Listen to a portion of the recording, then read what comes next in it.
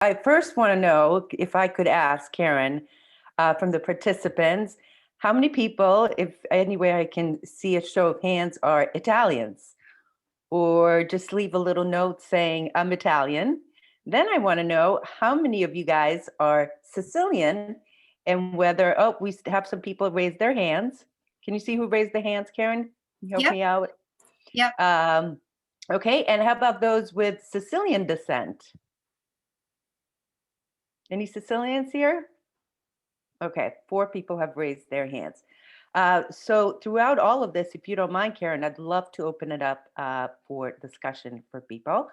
So I'm Eszter Vajda, and I'm coming to you from Sicily, right outside of Catania, in a little town called Acicatena, not far from Acitrezza.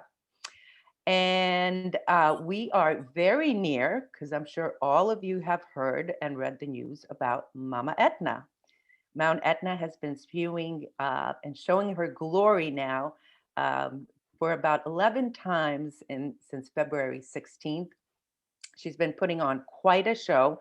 And of course, spewing up lava up to 300, 400 meters above sea level. So you can see it even from here, we're about 20 miles away. Um, so for those of you who don't know, Catania is the second largest city here in Sicily, Palermo being first. So does everyone know where Sicily is? The little foot on the butt, on the boot, right? It's the biggest island in the Mediterranean. And we are situated right in the middle, right in the crossroads, north of Africa, uh, west of Greece, and south of Rome. So it's a great area for people to pass through. And throughout the centuries, people have come here to conquer Sicily because of all of that it has to offer. Not is it strategically in a location where it's very suitable for trade, but also all the leaders, all the conquerors wanted Sicily for its central location, south of the mainland of Europe, right at the head of, right north of Africa, and west of Greece and the Middle East. So I'm going to talk a little bit more about Sicily, but first I have to tell you, I'm very unfortunate. I put together a 5-minute video, which if I'm going to make available probably on YouTube um, in the next few days. Kathy Henderson says to all, I was born in Sicily. Wow, Kathy, where were you born? Let me know. Um, so I'll put it up there. So I don't know if you guys know what we did in the description. It says You, Me, and Sicily. So what is You, Me, and Sicily? You, Me, and Sicily is a video series that I do together with my boyfriend, partner, Alfred Zappala. And what we do is zigzag the island, bringing you the best of Sicily: history, culture, art, festivals, of course, plenty of food. And we also do live chats. So if you guys are on YouTube, if any of you are on YouTube, check out Esther and Alfred, You, Me, and Sicily on YouTube. We go live every Saturday or Sunday at 4 o'clock, and we talk about life in Sicily and we take your questions. So we'd love to see people. Kathy Henderson says she's from Via Grande. Kathy, we're literally 10 minutes from Via Grande. It's somewhere that we go all the time. In fact, my mom, who's on this call, was also went to Via Grande. It's a great place right at the foothills of Mount Etna. Beautiful markets, outdoor markets, indoor markets, great restaurants, great town, Kathy. I love it. So that's what we do. So we're right now at episode 80 of You, Me, and Sicily. And like I said, we circumvent the island, zigzag the island, and do all types of stories. And it can be on any topic, ancestral homes, because of course, right now people can't travel. So we have people that commission us to do videos on their ancestral homes, or it could be something fun like we did last week or a couple of days ago, where I literally showed people how to use an espresso maker. And I couldn't believe how many people reacted and said, oh my God, I never knew how to use this. It's so easy. I'm going to go buy one. But I have to tell you guys that just a little bit of a spoiler in this video, I use Dunkin's. Yeah, I use Dunkin's. Yeah. I live in the world of the best cappuccinos, cafes, macchiatos, all that. And what do I use in my espresso maker? Dunkin' Donuts, not just any kind, French vanilla. So, okay, Kathleen says, my grandpa is from Augusta. We actually did an entire episode here on Augusta because Augusta is actually where a lot of the migrants come to uh, from North Africa and every other country that the boats come in onto. So we did an entire episode on Augusta. So back to Sicily. So Palermo is the capital. It's the largest city uh, in Sicily, and it is on the north and west coast. But actually, it's really interesting living here and traveling in Sicily. Of the regions, and there are 9 regions, every region is so different than the other. Every region has some particularity, has some kind of a treasure, has something to offer. Uh, and also with Sicily, the great thing I told you about its positioning, that it's strategically in such an important position. It's been people have been coming here many millennia. So there were the indigenous people that lived here in Sicily, and then in 734 BC, the Greeks came. The Greeks came and they started on the east in Giardini Naxos and Taormina. And anyone heard of the town called Taormina? Taormina is called the Pearl of Europe. So it's a beautiful place. And they settled there and they moved west. And then also came the Phoenicians, the Romans were here, the Arabs were here for a long time, and then the Normans, which were from France, north of France, they came down here and made it a incredibly rich area. In fact, some of the churches, and I'm really bummed that this video I did, I can't show. Some reason I'm having some technical issues. But these churches have richly ornate mosaics made out of gold and all types of fine stone. So it's quite incredible during the Norman era. It was a very rich area. Uh, in fact, Sicily was one of the richest and most powerful areas in all of Europe and the Middle East. So for a long time, it had a lot of power. Um, and then the Spanish came, a few other smaller conquerors came. So what they did here is they really left their mark on Sicily. So what does this mean? It's not unusual to see Greek amphitheaters, Greek temples, Greek theaters. It is not unusual to see a blonde, blue-eyed because of the French influence. There are blonde, blue-eyed, and in fact, with people with freckles here. Of course, predominantly they're brown because we are here in the Mediterranean. This is nothing like up Rome. We are down south. We're a Mediterranean um, city. What else did all these conquerors leave? They left their mark on the cuisine. Incredible how much the conquerors left in things like, everyone knows the cannoli, right? Hello, it's the most famous Sicilian food. But guess who brought that here? The Arabs. The Arabs brought the sugar cane. They brought that cone-shaped pastry. Also, they brought the idea of candied fruits and things like that. Um, what else are some typical Sicilian foods? You've heard of rice balls, arancini? Anyone? I'm sure you guys have heard of arancini if you're ever been or heard of the Feast of St. Alfio in Lawrence, Massachusetts. Arancini is available all the time, and there's a bunch of other places in the Lawrence Methuen area that have rice ball. Caponata. Caponata is a mix of eggplant and other types of vegetables with the pine nuts, raisins, and it's also made with vinegar. So it has a agrodolce, sweet and savory taste. Of course, there's plenty of pasta dishes. plenty of pizza dishes and things like scacciata, which are called meat pies in America. So those are some typical foods here, of course, because we live by the sea. There's very plentiful with fish products. You know what I'm going to do in lieu of me not having a video availability? I am going to take you guys and show you my view. And while I do that, I saw someone is in from Trecastagni. Who is that? Tesha is from Trecastagni, one of our favorite places, and the birthplace of the feast of Saint Alfio, right? Alfio, Philadelphia, and Chirino. Okay, folks. Can everyone see that? What you're looking at is the Ionian Sea, the Mediterranean Sea, palm trees, of course, everywhere. And down below are olive trees. Everyone can see?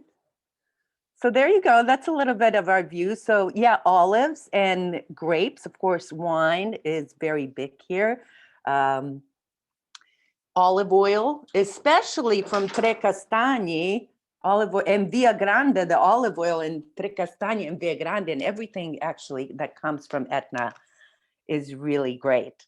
Let's see. Kathleen says, my grandma is from Scaletta Zanclea. Where's that?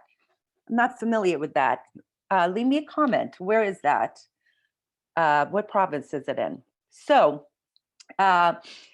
yeah, I was saying to you before about Mount Etna being very active. And yes, she is powerful and active, and she does destroy, because right now, with all the fumes that she's been letting out, it's also dusted the area with ashes and has destroyed some crops, but her ashes also act as a fertilizer. So the produce here, the fruits and vegetables, huge, sweet, very plentiful. Of course, lemons, oranges all year round. But the fruits and vegetables and also the olives, the grapes of Mount Etna are very particular. I want to know if any of the people who are watching have been to, wait a second, Thea, was that Trecastagni or Ticastania? I think you meant Trecastagni. If anyone has been to Italy or Sicily, would love to hear from you. And also, let me take a second here and ask you guys if you have any questions. Karen, is that okay? You can go ahead and ask if anyone has any questions. You can either chat or click the little Q&A button at the bottom. Okay. Would you mind just taking these? And I'm just going to try one more time to share. Okay. Do you want to call them on screen, or? I think Ishwar raised their hand. Yep, just give me 1 second. Here we go. All right, Ishwar, you can ask your question. If you just need to unmute yourself.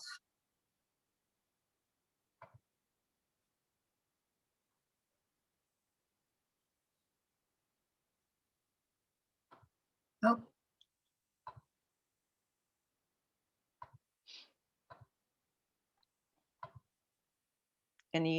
Maybe you can write it down.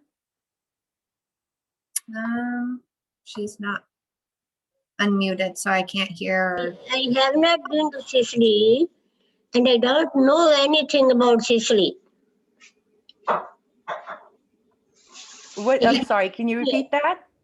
I have not been here. I don't know anything about Sicily. Sorry. Did you have a question? So I hope you're learning something. Yeah. No, I want to know everything about Sicily. All right. Thank you, Ishwar. Thank you so much. Okay. Okay, anyone else? Meanwhile, I'm gonna try and, do you have a specific question, Ishwar, that you would like answered? I don't think she did. Okay. We have Leslie, traveled again when my husband took a course in Milan, and we went to Venice and Cinque Terre. I have not been there. That sounds fantastic.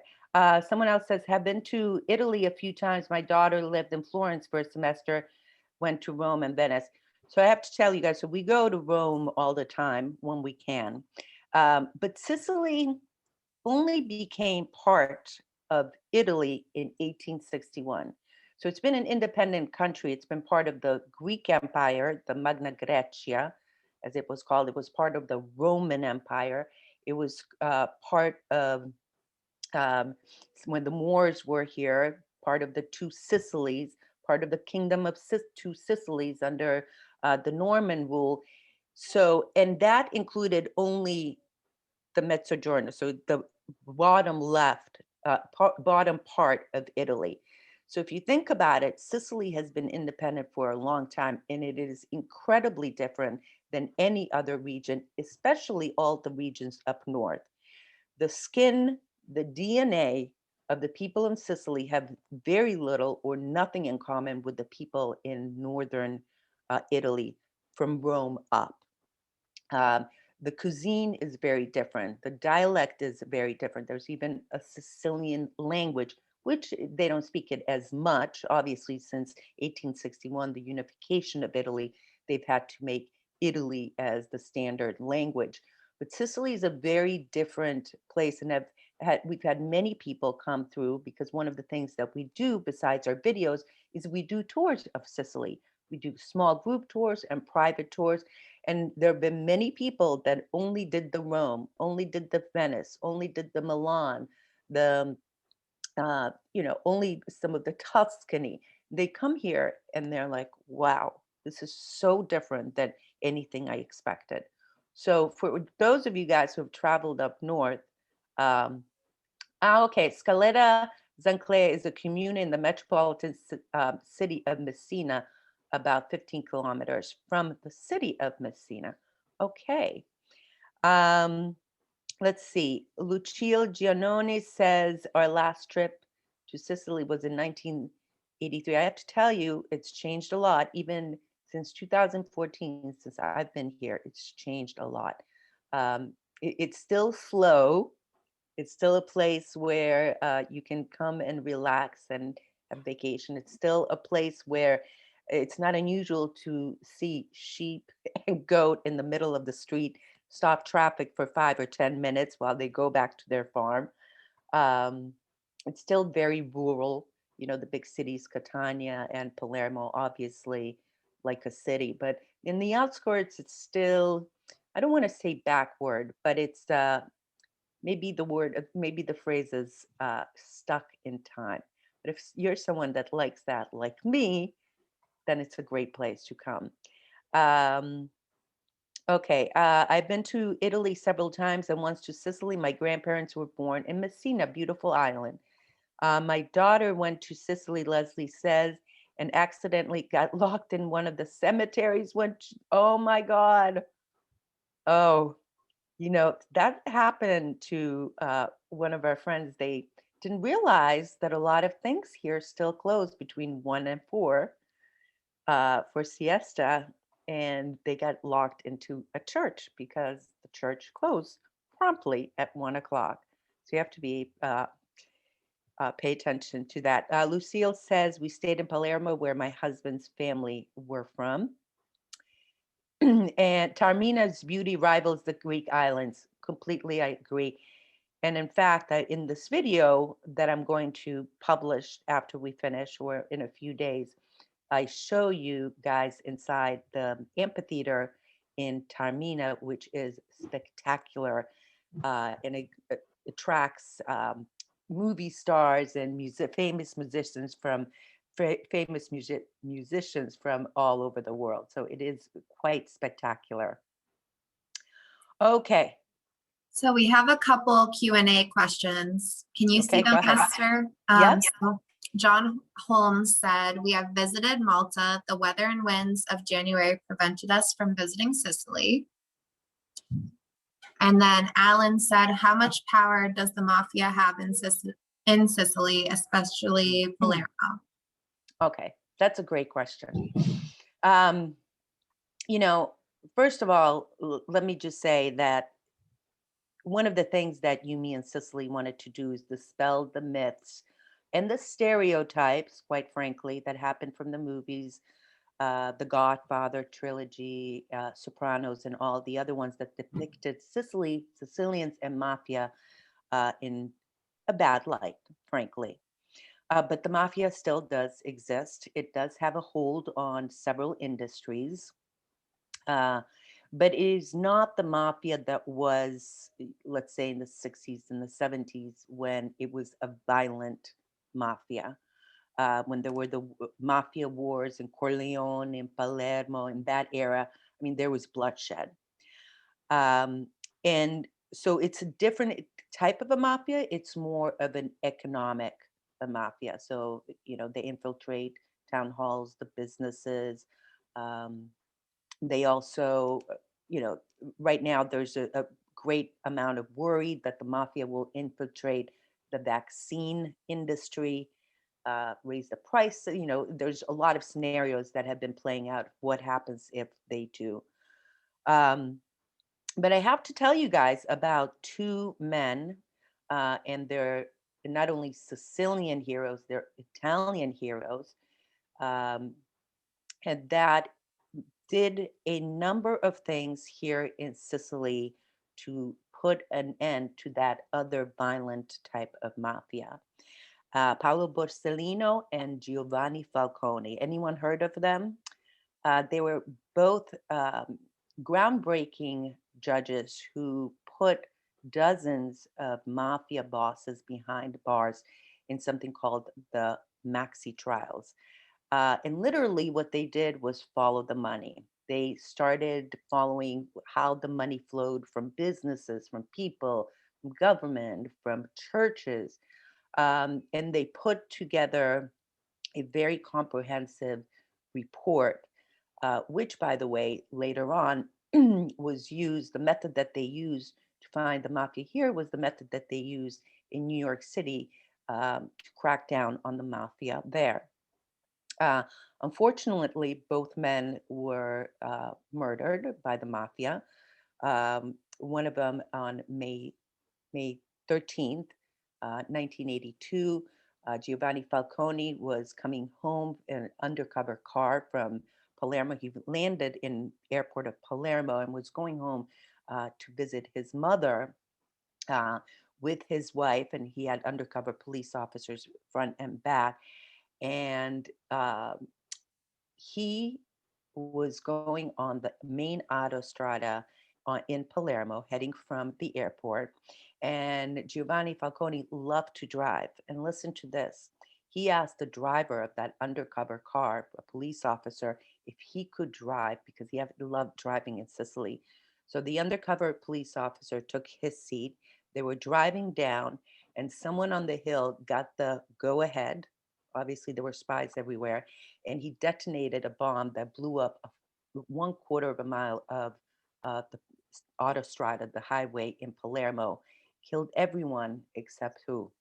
The driver was sitting in Giovanni Falcone's spot. So even though he was in hiding because, after the Maxi trials, things were very sensitive, even though he was hiding and coming back to Sicily undercover, the mafia got a hold of them. And then a few months later, his friend, his childhood friend, his colleague Paolo Borsellino was in Palermo. He was also going to visit his family, and the mafia detonated a bomb there, blew up everyone, including one of the first female officers that was killed during that. But what happened after that period was that the women took to the streets. Basta Mafia. They held up signs, Basta Mafia, Basta Mafia. There was a huge movement, and it took a while. There's still a very big anti-mafia movement here. Some of our friends, for instance, have a music school, a sailing school, and the goal is to get these boys, these young men without jobs, vulnerable, and get them busy, get them doing something. Um, and so, going back to your question, does it have a hold in Palermo? Yeah, it's still it's still alive. It's the family structures are very different, but they're still mafia. In fact, some of my friends often still joke about this.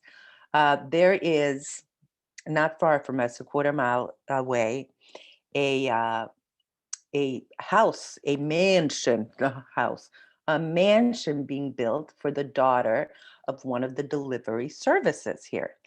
And he got a prime spot plot, which, by the way, had olive groves on it. And then mysteriously, there was a fire one year that leveled the farm. And now this incredibly lavish mansion is being built. My friends often, joke, mafia, as in the family is mafia. So hope that answers your question. Okay. What was the other question? I think there were two. The other one was just saying that John Holmes, we have visited Malta and the weather and winds of January prevented from visiting Sicily. Oh, that's right. Well, January is not the time to come. Of all the months in Sicily, and I've lived here year long for a few years. I go home to Andover once or twice a year, when possible. Of all the months, January is probably the worst. When I say worst, don't get me wrong, it still can be in 50s. It does rain a little bit, but it's still Sicily. February, like right now, February, March, signs of spring are starting. And then starting in May, all the spring produce. So all of a sudden, it's because every food here is very seasonal. So we don't see cherries, we don't see apricots, peaches, plums, watermelons, melons of any type until about May. Oh, and the mulberries and strawberries, all those berries come out in May. Right now, it's seasonal, it's winter foods here. So artichokes are plentiful, purple cauliflower, every type of green, wild greens. Fennel is very much available. So right now we're in that season. Then comes spring, then comes summer, even more watermelon, like huge 1 meter, like half a meter, not half a meter, I'm exaggerating, but at least a couple feet, maybe 3 feet long for a watermelon. And then, the fall, the artichokes, the roasted artichokes are really great. Also, then starts the artichokes, and the roasted artichokes here are amazing. Okay. What else do you guys want to know about Sicily? So let me tell you, one of the things that I love um, is that with these ancestral homes that, people commission us to go, we get to go to new places we've never heard of. So, for instance, last month we went to Melilli in the province of Syracuse, and it was just another one of those Sicilian treasures. And I was so surprised to learn that their main church, their mother church, is San Sebastiano, Saint Sebastian. There is an identical Saint Sebastian in Middletown, Connecticut, because so many people from Sicily emigrated to Middletown, Connecticut. They formed such a big group that they wanted to worship their saint. So they have also a festival of San Sebastiano. And that's true with a lot of places, in Lawrence, Massachusetts. A lot of people came from the Catania and Trecastagni area. So they started the feast of St. Alfio, Philadelphia, and Chirino. Um, so it's so interesting for me that really I found that with Sicily, it's endless treasures, really endless treasures. And if you guys, after this webinar, want to see some of our videos, if you're just joining us, it's www.youmeandsicily.com, or on YouTube, You, Me, and Sicily, and you'll see a picture of Alfred and I. And like I said, we have over 80 videos from all over the place. And now we started these live chats. And it's sort of like this. We have a lot of people joining us from all over the world, and they want to know about Sicily. And really interestingly, now more and more people want to buy property or move to Sicily. Okay, go ahead. Kathleen McGuire asked, how did you move to Sicily? So I moved to Sicily. Wait a second, one second. I'm gonna try one more thing. In 2013, I met Alfred Zappala, who's my partner and my boyfriend. And I met him on his brother's radio show called The Sicilian Corner, which, by the way, I don't know if any of you guys have heard of. It's on WCCM, and they're also on Facebook now. And he came up with we came up with this idea. He had already written 3 books on Sicily and everything about Sicily. And he said, Esther, you're a journalist. You know how to do video. You're good on camera. Why don't you come to Sicily and let's do a few stories on Sicily? Some on my books, some of the new ones. And that I came in 2014, and I was going to stay for about a month to do 6 episodes on Yumi and Sicily. And I ended up staying 5 months.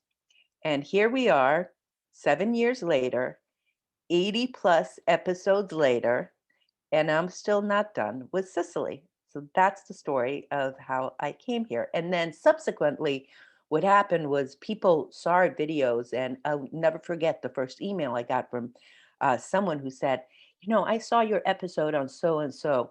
We're coming to Sicily. Would you mind taking us there? Also, would you mind taking us around here, there, and the other? And so then that was the first year, 2015. We did just one little small private tour. And then 2016, we did a small group tour. And subsequently, every year, our tour business grew. Whereas in 2019, we were touring with private groups or small groups every month except for February. Oh, and there's my sister.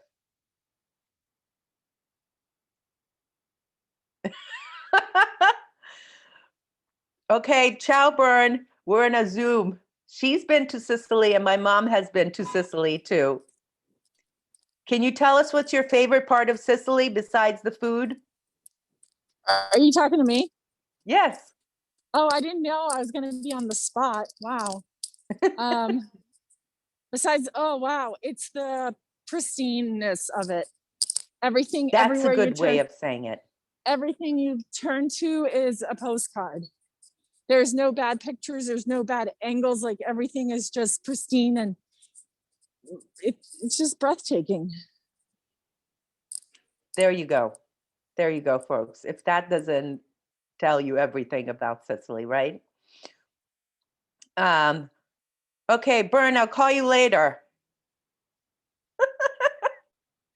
Karen, I sent this obviously to my mom and my sister.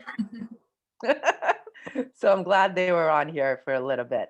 Okay, let's see if there's a couple of other questions. If anyone has a question, you can do the little hand raise and I can put your video on and you can ask her any questions. Because I'm still trying my hardest to see if I can fix this issue, because I put together, you guys, this spectacular 5-minute video for you guys to get a little bit of what it looks like. So I'm interested what else you guys want to hear about the foods, about the history. I can sit here and talk about this Sicily all day. Oh, can you see? That's our sign, Yumi and Sicily. So let me tell you guys about a famous Sicilian. How's that one? Anyone know who Archimedes is? Who knows who Archimedes is? One of the greatest mathematicians in antiquity, in even up to modern times. He came up with pi, right? He came up with the theory of displacement, of water displacement. He's famous for saying, Eureka, Eureka, I found the answer, while he's sitting in his bathtub and water is being displaced. And he came up with a, mathematical formula for that. Uh, Archimedes, I always thought growing up, because I love math, I thought he was Greek. Well, he is Greek. Archimedes was born in Syracuse when the Greeks had control of Sicily. So Archimedes is actually Sicilian born. And very interesting man. When you drive into Syracuse, there's actually a statue of pi. You guys know what the pi looks like, right? 3.14 measures the circumference. But he was very instrumental. Here's a tidbit about history. Um, when the Greeks were here, the Romans and the Carthaginians were from Carthage, from Africa, and part of the Middle East. They were battling for Sicily, right? Because everyone wanted to control Sicily. And each town had to pick a side. Did they want to support the Roman side or the Carthaginian side? And Syracuse, and including Archimedes, he came up with these incredible weapons, mostly used on boats. He came up with, for instance, he came up with the whole idea that if you take a mirror and sun rays hit it, that it could shoot fire onto the oncoming boats. So he invented this all during this Greek era. And so when the Syracusians took the side of Carthage, they bombed and fired on the Roman boats. But the Romans ended up winning, and they took siege of Syracuse. So as a retaliation, they took all the powerful people, and a Roman soldier went to try to capture Archimedes, but he wouldn't leave his papers. He wouldn't leave his formulas, his geometry papers. He wouldn't leave them. And as the Roman soldier was trying to get him and fight him, he killed him accidentally. And imagine how angry the Roman emperor was that the great Archimedes was killed. That soldier, or the two soldiers, someone got them, were beheaded. So he was very important. Even after the siege of Syracuse, the emperor obviously wanted the great Archimedes. So there's a little bit of a tidbit for you. Karen O'Connor, if you want to send the video to me.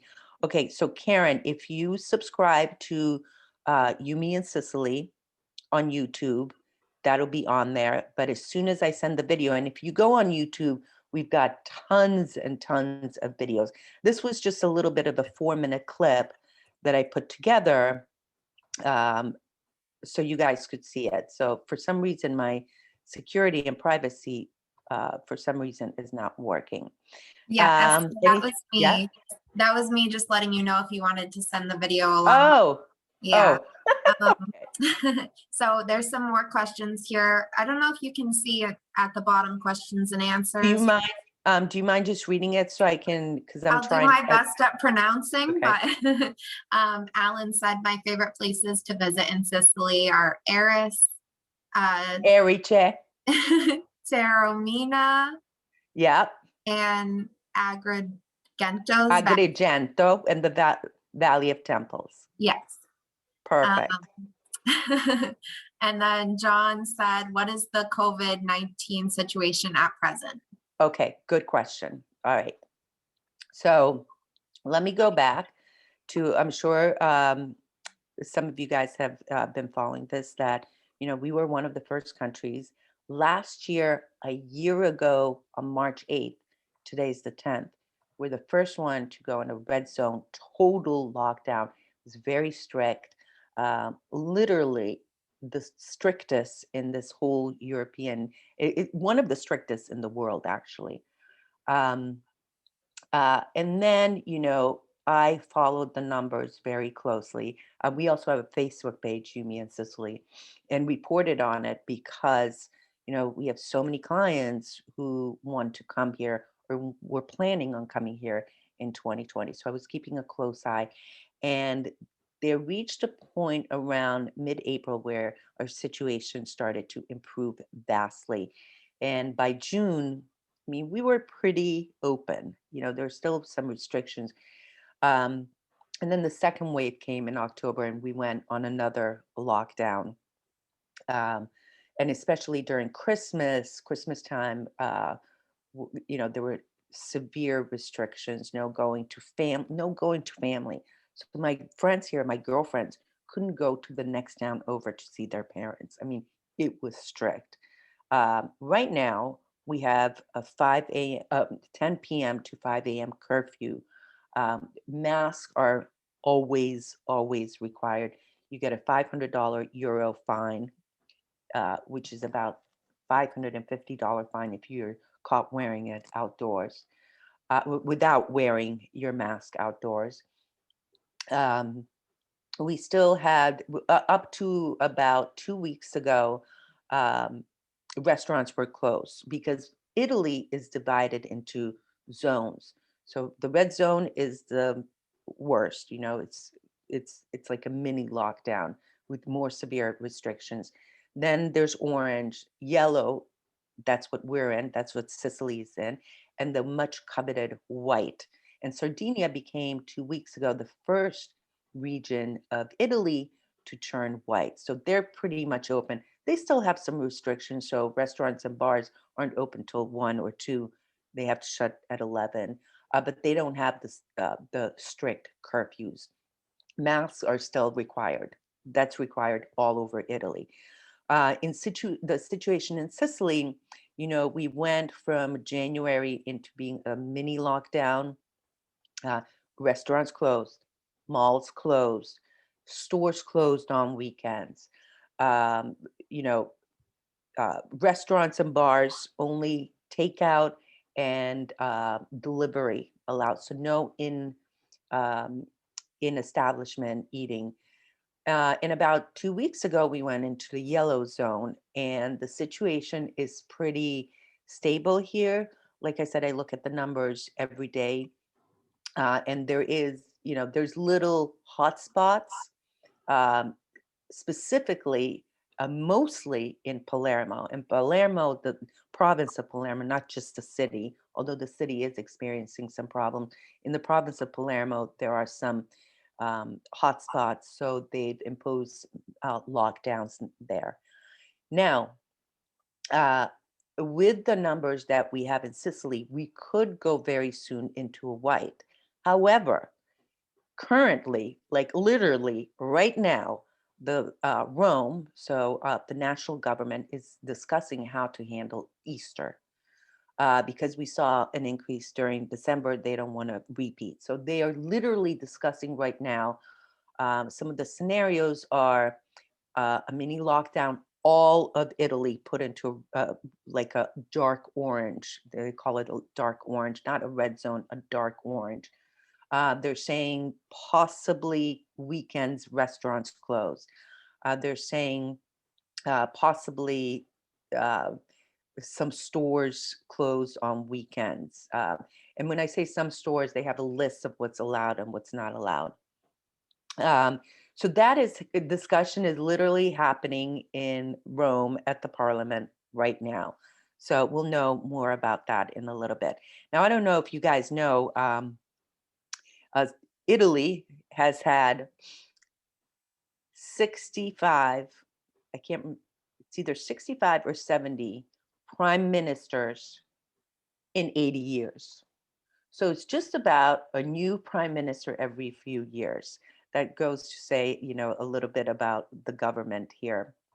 Uh, and we have a new prime minister as of February. He is Mario Draghi, and he replaces Giuseppe Conte, who headed our country for a year and a half. So everyone is really watching how Draghi, Super Mario, as they call him here, will handle this next phase of COVID. As for vaccinations, there's 60 million people in Italy, and only about 5 million have been vaccinated. The situation is slow, also here in Sicily, um, but we'll see. You know, there's always talk. We're going to accelerate it. We're going to have X number of people vaccinated by June. We're going to have X number of vaccines, blah, blah, blah. It's talk. We'll see. So, Robert asked or said, the only thing I know about Sicily is the history of George Patton and his fight across yeah, Sicily. Is there any monuments or tributes to Patton yes. on the island? Okay, not to Patton, but there are World War II cemeteries. And that, in fact, you want to see what I'm reading? That is so funny. Look what I'm reading. How's this for a book? Sicily 43, the first assault of the fortress of Europe. And he's also, James Holland is also the author of Normandy. So just reading about that now, that is so funny. So not necessarily to Patton, but he's definitely someone people know. There's, pictures in museums. This book actually has some really good pictures too of Patton in Sicily and that whole era. So let me see if I can pull one up. Actually,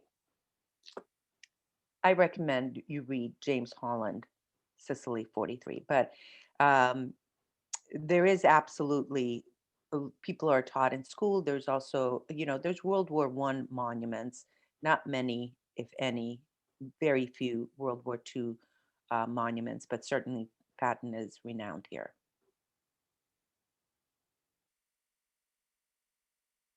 Okay. Any other questions?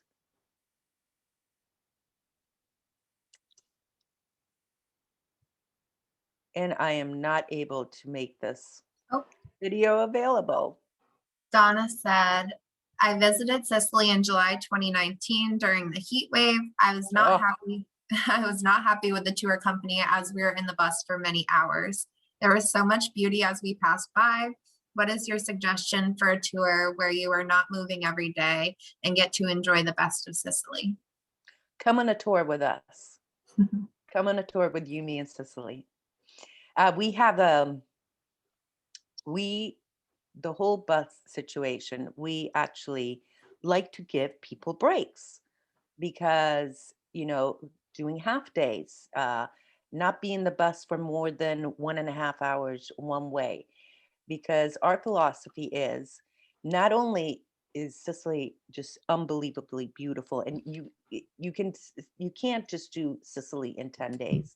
You have to do minimum 10 on the East Coast, where I am, on the West Coast, Palermo. But the truth is, you can spend another 10 days on the West and South. Well, Shaka and that area is just beautiful. Castelvetrano. I mean, it's just every single part of Sicily has such a different look, a different scene, the uh, scenery, the foods, even from coast to coast, change. But also, I want people to experience Sicily, because experiencing Sicily is not just looking and seeing all the beautiful things that it has to offer, but it's also meeting the people. It's also going to wine tastings. Locally, we have several wine places that we go to, and it gives people an experience. We go 20 minutes to our vineyard on the foothills of Mount Etna, and we have a 2-3 hour beautiful day outside learning about wines. Cooking demos. One of the important things that we offer on our tours are cooking demos. There's also a Sicilian card museum. And for those of you who don't know, Sicilian cards are part of the culture here. The carts were used here obviously for centuries, to carry people and things and foods and wine up the hills, because Sicily is incredibly hilly. But then with the coming of the streets, the stradas, the roads, they became art pieces. So there's a beautiful Sicilian cart museum, with the largest Sicilian cart museum in Sicily, and also they have the Muppets. They use the Muppets dressed as in ancient, depicting the Normans and the Arabs, and they have, little battle scenes and love scenes and things like that. Um, so, those types of experiences. So one day we go somewhere, stay there an hour and a half, maximum an hour and a half. Um, and we also don't believe in, the long days, because then you get exhausted, right? And so for the next day, we want people refreshed. And all of the hotels that we put our guests at are our friends, and we know them personally. And it's walking distance from a store where you can go and interact yourself with people, because that's half the fun. Honestly, I love going to the market every day, 7 years later, and it doesn't get old. Seeing all the fresh produce, the fruits, the vegetables, it doesn't get old. And it gives me a chance to interact, practice my Italian. So that's my suggestion. We have another question from Vina. She says, do you think there will ever be a bridge from Sicily to the mainland? My family No. is from Messina. My husband's from Cantonia. We hear conversations about this all the time. We hear conversations about this all the time. It's just not going to happen. I know, like every few months, it's just not, it's not going to happen. But I'm not going to say never, because I don't say never anymore. Any other questions? Anyone? Um,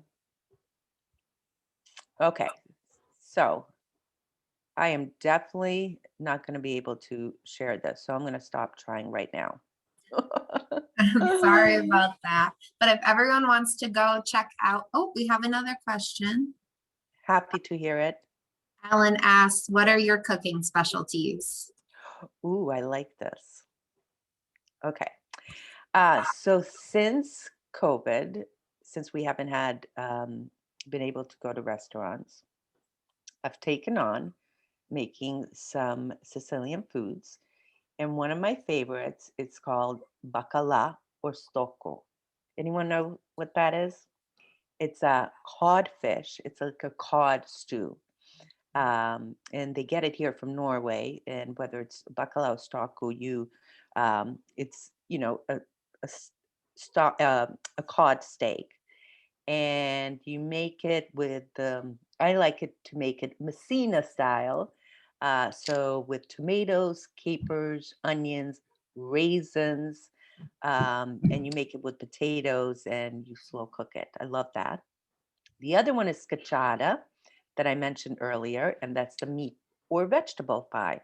I like to make my scacciata, and actually, we did an entire episode on how to make scacciata on our YouTube channel, and I use spinach. So it's a meat or vegetable pie. Then I've started making pizza, but I make my pizza with 3 types of cheese, including mozzarella de buffa. Anyone know what that is? Buffalo mozzarella, and also anchovies and olives. Plenty of oregano, of course. Um, I like to make the mussels here. We did a cooking demo on rice balls, which are arancini. I'm not ready yet for that one. That one takes a few steps. I know a lot of people in the United States and Italian households have made that. So that's one. Um, then the caponata. I love making the caponata. Um, and that is eggplant based, but there's all types of other um, vegetables in there. And you put the raisins, the pine nuts, and also um, it's the one I talked to you about earlier. It's the agrodolce, sweet and savory. Let's see. Obviously, the cassata. I don't make the cassata, but it's a beautifully rich cake with ricotta, and it's a soft dough, so it's a soft cake. It's very delicious. Um, let's see. Those are really my favorites. It's so interesting. Here by us, you saw the sea. fish is so plentiful and so popular. And what I like about the Sicilian cuisine specifically is that it can be so simple, but so elegant and so delicious. So you take a piece of swordfish, and not the thick swordfish that we have in the United States, but the thin steaks. You grill it. All you have to do is a little bit of olive oil, squeeze a lemon, sprinkle it with parsley, and you've got a beautiful meal. And in fact, a lot of the fish dishes here, they serve it like this, the calamare, um, all the other fish. The other fish that I like making is the orata or spigola, sea bass or sea bean. Um, so those are just small fish, and you just put them in the oven, cook them or roast them or bake them. Simple, delicious, olive oil, salt, pepper, a little bit of lemon, and basta, as they say here, basta. Kathleen also asked, what is the average age of your clients on your tours? So we've had clients as young as 9. We had a family with 2 kids. That was a private tour. But mostly they are 50s, 60s, 70s. The eldest person we had was 88, and he was a young 88. I mean, he was, and that's one of the things that also we don't do a whole lot of walking. You can walk, we do a lot of options. We're very flexible. And we've had private tours with 30 somethings. So it's a range, for a group tours, it's been mainly 50s, 60s, 70s. The private tours, again, any age range, because what we do is we're flexible. We do have our set group tours, and usually our tours are in May on this side, on the East Coast, in the Catania, Taormina, Siracusa. In June, we're usually in Castellammare del Golfo, and also the Palermo area. Then July, August, we have some private tours. In October, we have a culinary tour. We have all types of set tours, but we are very flexible. And one of the things that we do is also do consulting.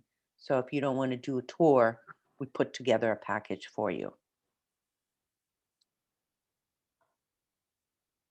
Alright.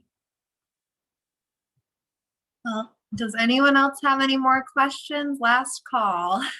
Oh, one popped up as soon as I said I'm that. happy to answer. Donna says, as the Zoom came from the Andover Senior Center, are there tours set up specifically for this area for Andoverians or the specific area? Wait, say it, read that again. As the Zoom call came from the Andover Senior Center, are there tours set up specifically for this area for people who live in Andover or this area? I think she's asking how to set up a tour. Well, if we can set up a tour for you, if you want to get a group of your friends together. Mhm. So if you get some family members or a group of your friends together, we'll be happy to put something together for you. So that's how that works. If you want to find something. So listen, you guys, it has been such a pleasure. I'm so bummed this video I put together for you guys I'm not able to share it. But you go to You, Me, and Sicily. We're on Facebook. Specifically, if you want to watch videos, go to YouTube. We have tons of them on Taormina, on the West Coast, on East Coast, on wine, on cooking demos, on festivals. We didn't even get to talk about festivals, and all things Sicilian. So I'm also on Facebook, so come say hello. And that's it. And thank you. Thank you for coming, everybody. I'm gonna have Kelly send you out the link to Esther's YouTube channel, just because we couldn't show the video today. Definitely check her out. And thank you all for coming. Thank you so much, Esther. That was great. Ciao. Arrivederci. Arrivederci.